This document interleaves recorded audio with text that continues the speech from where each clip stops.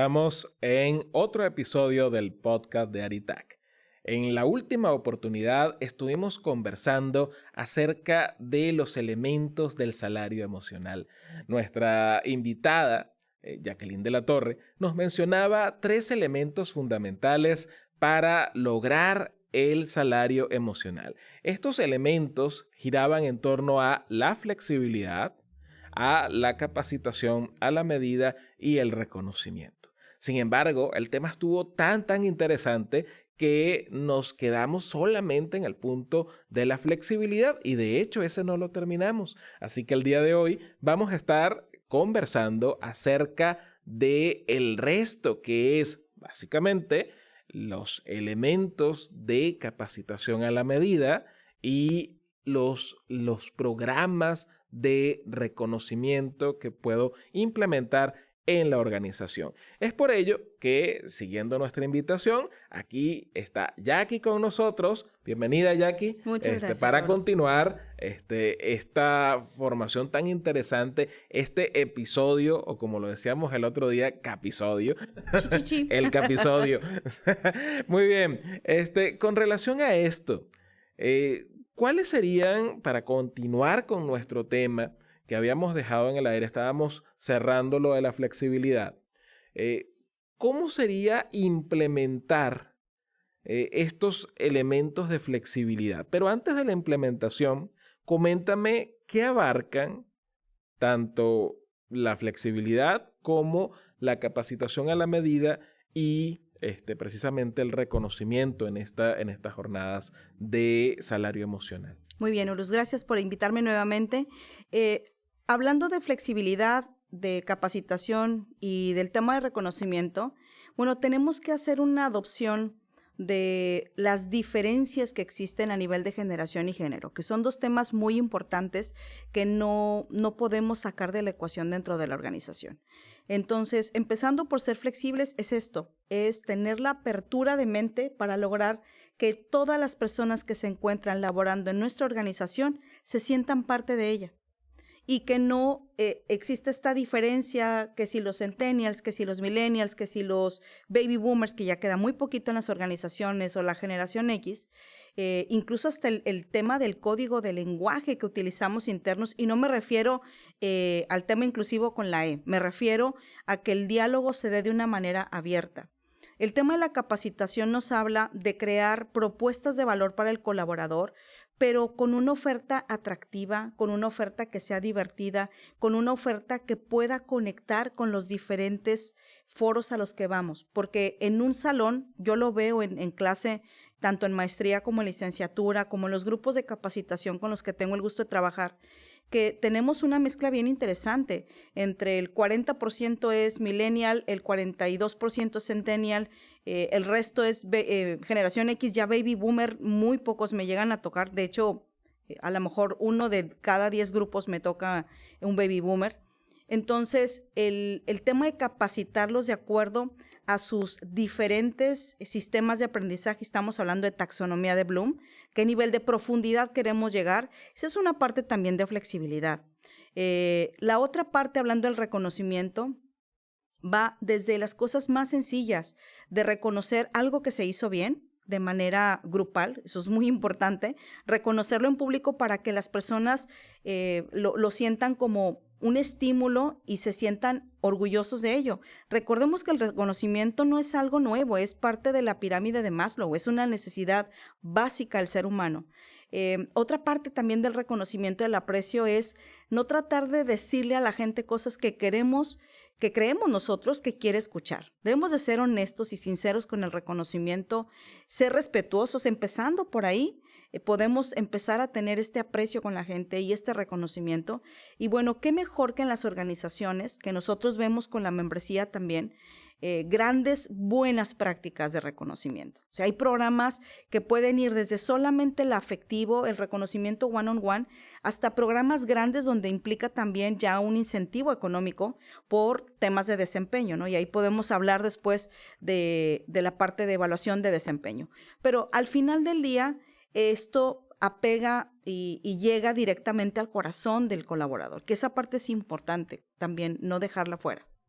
Excelente, excelente, Jackie. Entonces ya tenemos un panorama más completo acerca de estos tres elementos que son precisamente el reconocimiento, la capacitación a la medida y la flexibilidad. Ahora, otra pregunta que nos puede surgir en la audiencia es, ¿cómo los implemento? Porque puedo tener muchas ideas muy bonitas, pero cuando llegue a la oficina de mi jefe y le diga, ¿sabes qué? Ahora quiero traer esto, Sí. quiero implementar este programa, quiero hacer, pues simplemente me van a decir que no y probablemente con un portazo en la cara, ¿no? Entonces, la pregunta es, ¿cómo hacer estas propuestas atractivas para que se puedan implementar en las organizaciones? Voy a responder esta pregunta en 3 partes, pero voy a ser muy breve y concreta para que quede muy claro el punto.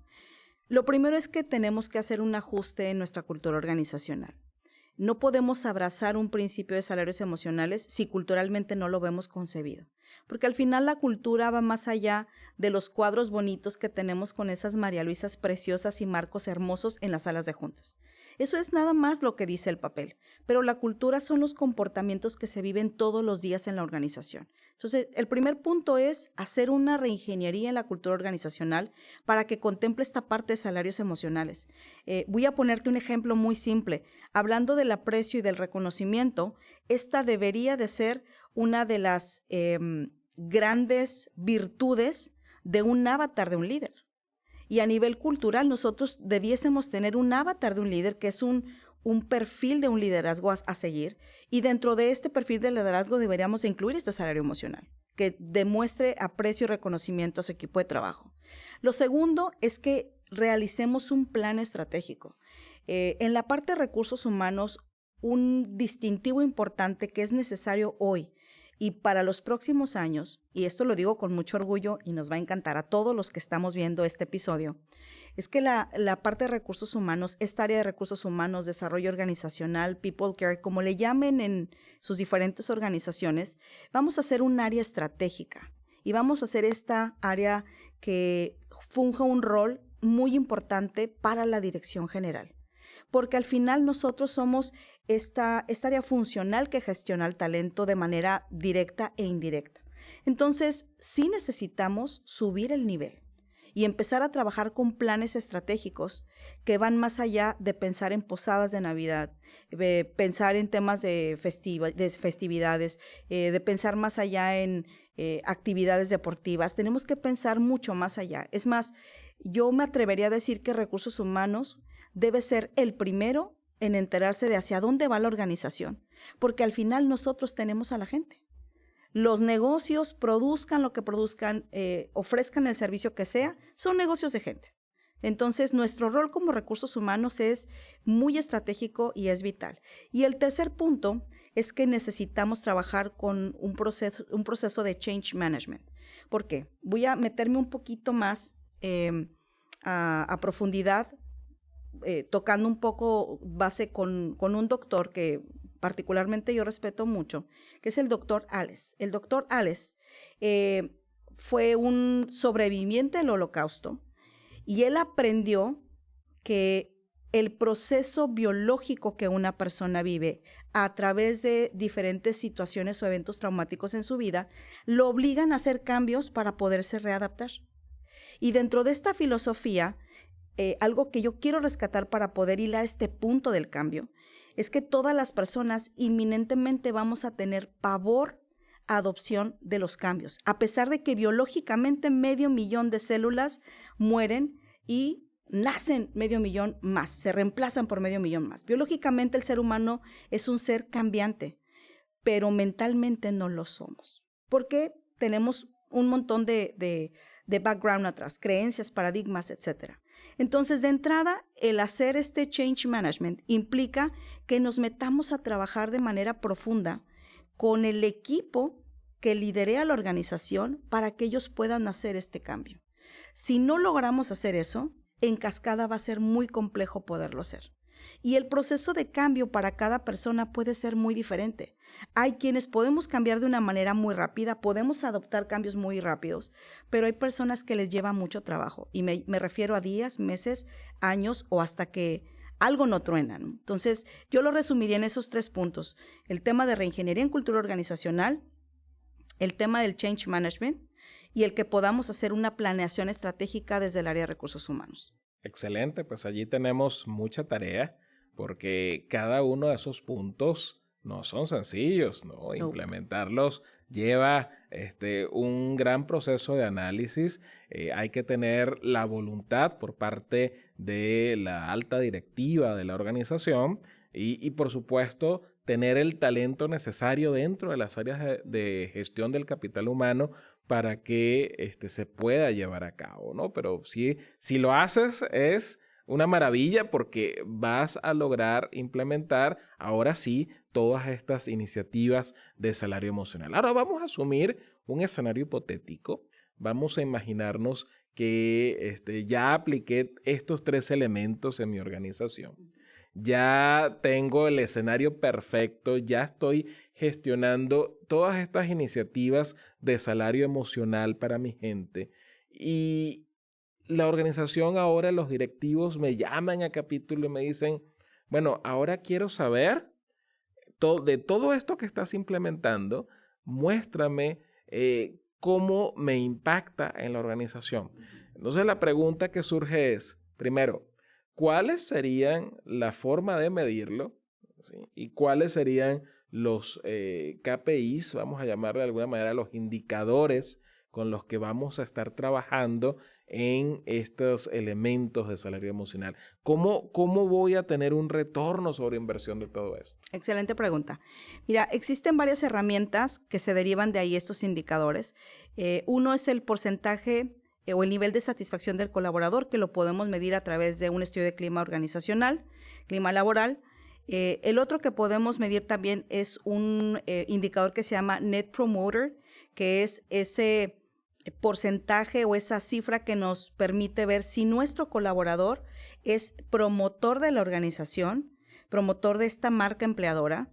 El otro indicador que nos permite también es esta evaluación o valoración de los programas que nosotros implementamos, más allá de si estuvo padre, si visualmente estuvo cool, si la gente le gustó, es qué tanto existe esta apreciación del talento y que genere un impacto positivo dentro de su vida y su campo laboral.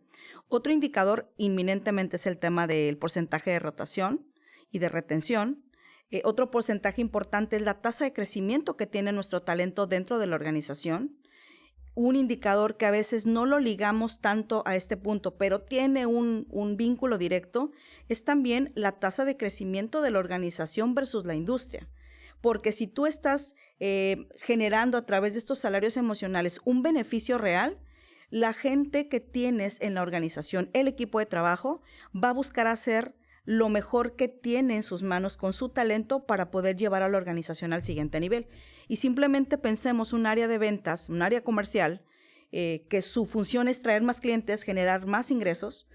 Si tienes un equipo donde implementamos salarios emocionales, si el equipo está siendo ese net promoter, ¿qué es lo que va a pasar? Pues va a haber más clientes, se va a ver impactado también en el ingreso de la compañía. Entonces, y existen otros indicadores, pero para no marearlos tanto con este tema, por ahí podemos empezar a tejer. La satisfacción y el bienestar de las personas no está deslindando del resultado financiero de la organización. Solo tenemos que aprender a hacer esta liga, este vínculo, para que podamos medir este impacto y dejarlo de ver solamente en la parte de gasto de la organización, porque al final esto es una inversión en el talento que inminentemente te puede retornar de una manera favorable. Excelente, excelente, Jackie. Y pues sí, tenemos que hacer ahora ese cambio, ¿no? Porque si ya tenemos los indicadores, ya tenemos una forma de medirlo, pues ahora hay que ver cómo eso impacta en las finanzas, porque estaríamos sumando peras con manzanas, ¿no? Entonces, para llevarlos a la misma expresión, tenemos que modificar el indicador o traducir el indicador a factores económicos y ahora manejar esa parte financiera y con información financiera darle estos resultados a los directivos de la organización. Fíjate, Horus, Me gustaría mucho ponerte un ejemplo y compartir con el resto de la audiencia un ejemplo bien, bien sencillo. Cuando hablamos de salarios emocionales, me ha tocado escuchar retroalimentación de algunos directores que me dicen, mira, Jackie, sí no estoy desembolsando a lo mejor un centavo, pero estoy utilizando tiempo dentro de la jornada de trabajo para dar este beneficio. Entonces, al final del día, a mí me cuestan esas horas. Y yo les digo, sí, por supuesto, esa es tu contribución en especie para estos programas de salarios emocionales. Sin embargo, la forma de medirlo no es el tiempo que tú vas a sacar de tu operación al equipo de trabajo, sino lo que genera el equipo adicional el resto de las horas que sí está en funciones.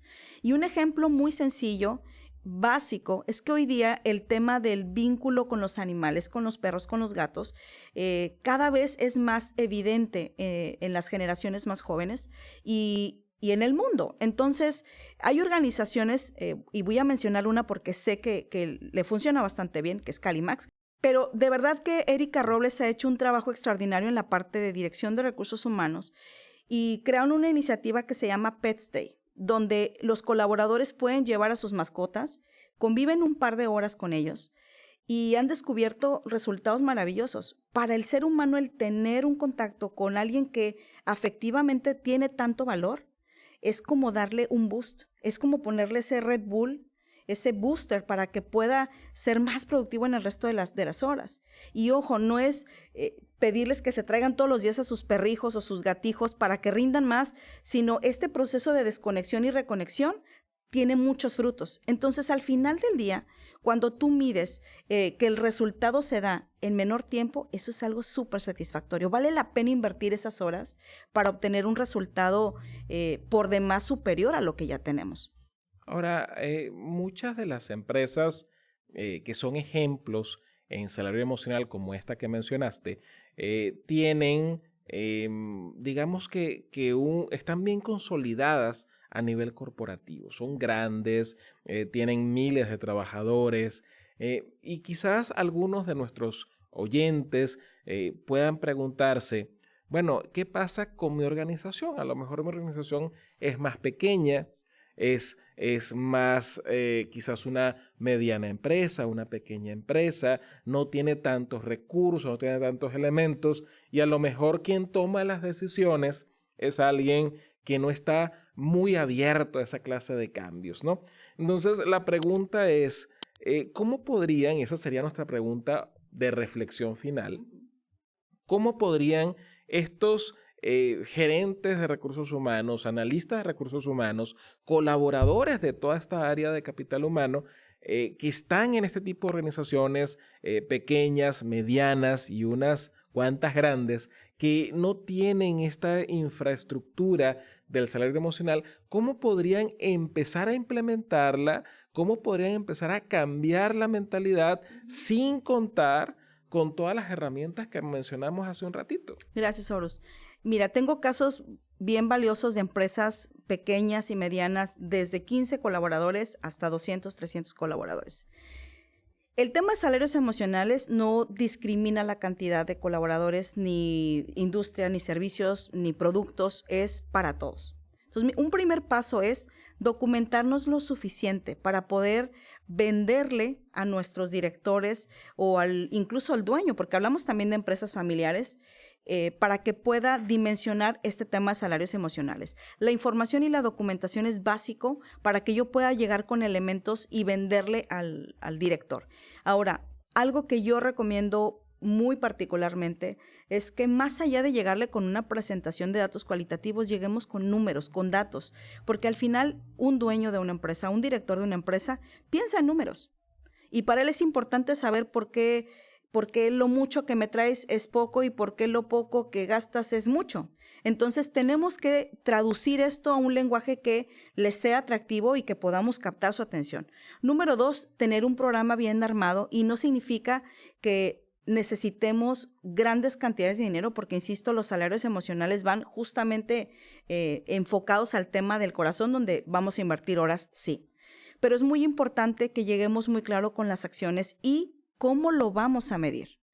No tratemos de atropellarnos en querer hacer algo muy robusto al inicio, yo sugeriría que iniciemos con 1 o 2 actividades para que exista un seguimiento, que esa parte es muy importante y después me voy a regresar a ese punto, para que exista un seguimiento y para que pueda haber una lectura día a día y con eso poder seguir vendiendo el programa. ¿Y por qué el seguimiento? Porque uno de los talones de Aquiles más rudos y lo más complicado que se presenta en las organizaciones es el seguimiento en salarios emocionales, que generamos una iniciativa y después de 2-3 meses desaparece o al año siguiente ya no se hace. Entonces hay que tener mucho cuidado con esto, porque el seguimiento va a ser clave aquí. No importa la cantidad de colaboradores, insisto, no es discriminativo el tema de salarios emocionales y nosotros tenemos que empezar de acuerdo a nuestras posibilidades. Esa sería mi recomendación. Pues la recomendación es empezar, empieza ya, empieza con lo que tengas, pero empieza. Muchísimas gracias, mi querida Jackie, gracias por habernos acompañado, gracias por aportarnos tus ideas y esa forma tan peculiar de ver las organizaciones como espacios de crecimiento para cada una de las personas. Gracias por estar acá.